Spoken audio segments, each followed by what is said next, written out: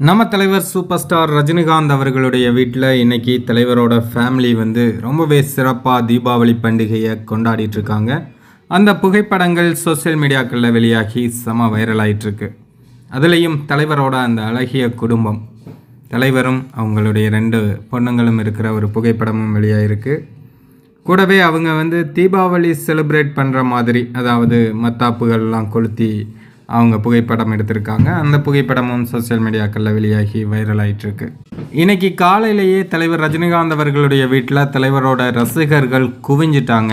ஏன்னா இன்றைக்கி தீபாவளி பண்டிகை, தலைவர் எப்படியும் வெளியே எல்லாருக்கும் வாழ்த்து சொல்லுவாங்க அப்படிங்கிறது எல்லாருக்குமே தெரியும். அதனால் தலைவரோட ரசிகர்கள் நிறைய பேர் தலைவரின் வீட்டின் முன்பு குவிஞ்சிருந்தாங்க. அவங்க எல்லாருக்குமே தலைவர் தீபாவளி வாழ்த்துக்களை சொன்னாங்க. அது மட்டும் இல்லாமல் மீடியாவுக்கும் எல்லோருக்குமே தீபாவளி நல்வாழ்த்து சொல்லியிருந்தாங்க.